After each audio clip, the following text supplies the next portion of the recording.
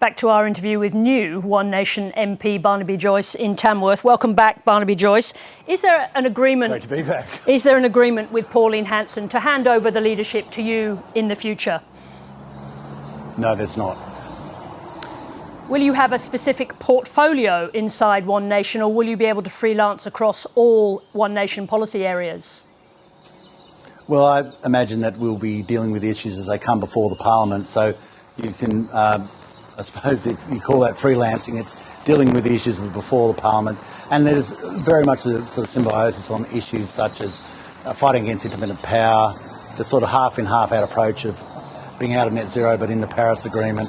I believe in pensioners, not in Paris. Mm-hmm. The excessive regulation which has diminished people's capacity to enjoy their proper freedoms in its full sense. The overarching role of the state that's sort of stood in proxy for a role in many instances that should be central to the family. There are so many things that I think stand on a sort of philosophical principle, mm-hmm. and how they interplay with policy and how they interplay with legislation will be seen piece by piece as that legislation is brought forward. Do you see any comparison with the rise in popularity of One Nation and the rise with the Reform Party in the UK under Nigel Farage? Yes, I do. And not only that, I think Australia's late to the party, whether it's Farage in the UK, whether it's Le Pen in France, whether it's Melino in Italy, whether it's the MAGA movement within the Republican movement in the United States. This is a phenomenon that's happening across the world.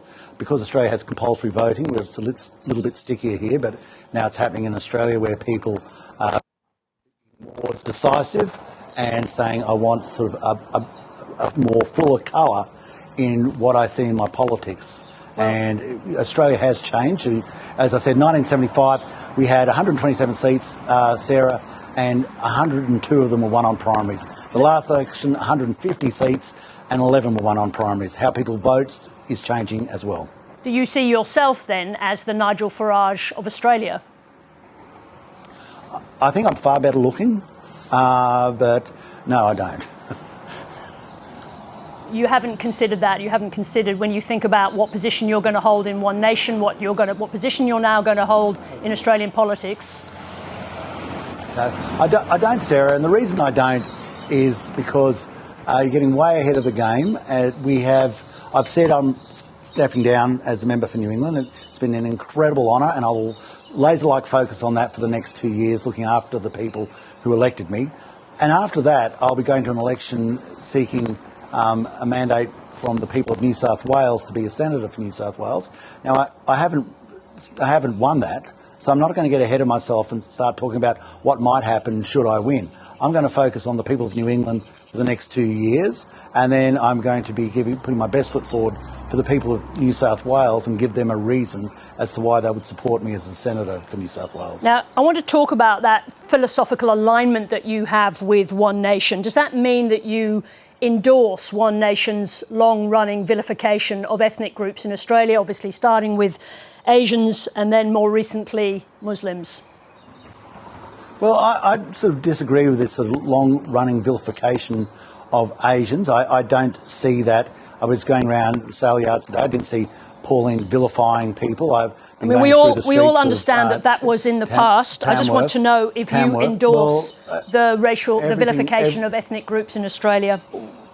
Well, I don't believe that there is a vilification by Pauline Hanson on racial groups, and if you can give me something the contemporary of what she said that actually vilifies racial groups, then I'm happy to answer that question. Well, let's try this. We're in danger of being swamped by Muslims who bear a culture and an ideology that is incompatible with our own. What is that if not vilification of a cultural or racial group? I think I'm or religious group. In the issue. Well, in the issue of we have to understand that with Australia, you can have multi-ethnicities, you can have multi-religions, you can have multi-faiths, creeds, colours, but to have a belief that we'll have a form of multiculturalism, which becomes divisive in a form that would make us weaker, especially in light of what the circumstances we find ourselves in now. We have, there is, without a shadow of a doubt, Communist China is promoting itself in an assertive form and we have to understand that we have to become as strong as possible, as quickly as possible. That is a Barnaby fact. Joyce, you're drifting away from the question. Let me put it to you in a very specific way. Do you agree with Pauline Hanson that Muslims have a culture and ideology that is incompatible with Australia's? I think that if you go to the extremities of Islamic religion, like most religions, you will find things that wasn't a statement about extremities that are incompatible with Australia. If you say that the full suite of Sharia law as practiced in Afghanistan is applicable to Australia, no, it's not. It is repugnant. And unless we believe that we're going to start throwing gays off buildings and stoning people to death, I do find that repugnant, I'm afraid, Sarah, and I will not be endorsing that sort of exceptional barbarism, to be quite frank. I think you know, Barnaby Joyce, that wasn't my question. Let me put it to you. Let me put it to you. It kind of is. It kind of is. Because that is what is incompatible with Australia, and I think people have every right to say that is incompatible with Australia. And I am one of those people who says it's incompatible with Australia. Here's another way of putting the question to you, Barnaby Joyce. One Nation wanted a royal commission in Australia on whether Islam is a religion or not. Do you support such an inquiry? Well, you show me the details of the inquiry. Obviously, Islam is a religion, right? Okay, so if you're looking for a straight answer, I've given you one there. Thank you. Have you discussed that with Senator Hanson, that you don't agree with those assertions? I don't sort of go through with a whole range of reasons to find problems. We've been talking over a whole range of issues for a long period of time. And, I'm sort of the same view of the increasing vote of the Australian people that says rather than look for the problems that we might have with One Nation, look for the problems that we have in basically a political system which thinks they're entitled to either a Labor vote or a coalition vote, and no one should ever, envisage anything else but that. The reality is that Australia has changed in the way it votes, and we have to change with it or get run over by it. I could go to any political party you like, Sarah, and I can find statements and I can bring them forward to you and say, do you stand by this statement of the Labor Party or this statement by the Greens, I suppose, and, put it forward to maybe people within the ABC, say, do you believe with your comrades in the Greens on this issue? Well, I'm going to have to stop you there because you're straying into, we're not going to go there. Let me ask you another question about One Nation's policy. Their policy is to deport 75,000 illegal immigrants every year. Currently, about 1,000 people are deported. How would you achieve that? Do you foresee something like ICE-style raids in Australia? So, did you say they're illegal immigrants?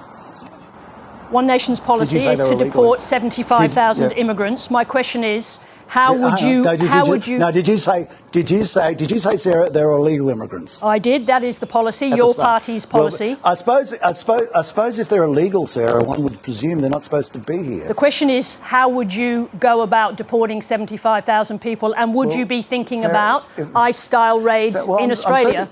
It's a practical question, Sarah, about the policy of your new party. Let me answer it. Go ahead. Sarah, let me answer it. You run out of time and you won't have your answer. Sarah, if they're illegal, then they're not supposed to be here.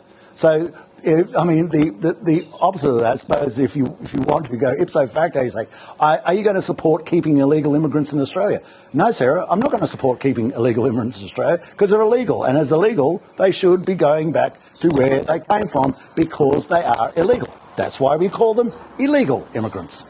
Wasn't the question, but let me move on to another part of the policy suite that you now are part of. Are you relieved now to belong to a party that does not accept the science of climate change? Well, Sarah, I'm absolutely ecstatic about being part of a party that does not believe in the swindle factories, the capacity investment schemes that are ripping off people, putting pensioners into poverty, driving our cost of living through the roof, and achieving no change to the climate whatsoever. Wasn't my question, Barnaby Joyce? I'm enthusiastic that I'm now part of a party that doesn't think Chris Bowen can change the weather. I'm absolutely hopping happy that I'm no longer relying on Chris Bowen to change the climate. I think that is a great outcome. I think it's incredibly naive where Australia has put itself. We have managed to successfully eviscerate our power grid, All and right, we continue to go down this lunatic let's come back to the path, question. And you are Let's come back. I'm 100% in support of where One Nation is, to try and get some common sense back into how we deliver electricity to your viewers in such a form as they can stay in business and keep a heavy industry in Australia, because we're losing our heavy industry, your steel industry, your aluminium industry, All right, your glass let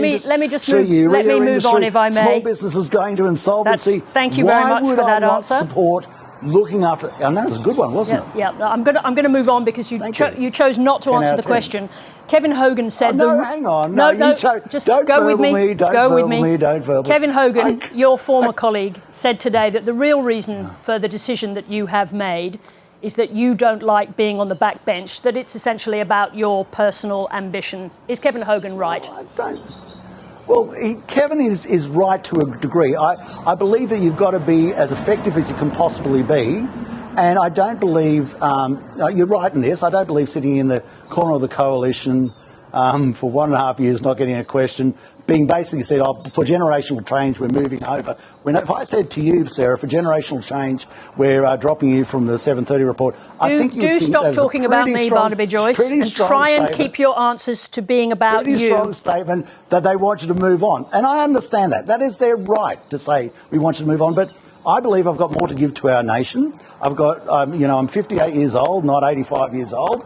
And I'm looking forward to giving greater service to our nation, and if I can get myself into a place that's more efficacious, I'll do precisely that. And what is your if it's for the right reasons and to provide the right outcomes? I do need to wrap up, sadly, because I lost a lot of time on you not answering my questions. We're having a lot of fun. What is your ultimate goal here, Barnaby Joyce? Is it to hold the balance of power in the Senate and exercise real power again? I think that it's incredibly important that as policy goes through in a serious form, that we do have a capacity to make real substantial differences to policies in such a way as we look after people who you can see in the polling definitely think they've been forgotten about. Barnaby Joyce, thank you for working through the technical difficulties. I appreciate you doing that. Thank you for joining us. Always a pleasure, Sarah. Thank you.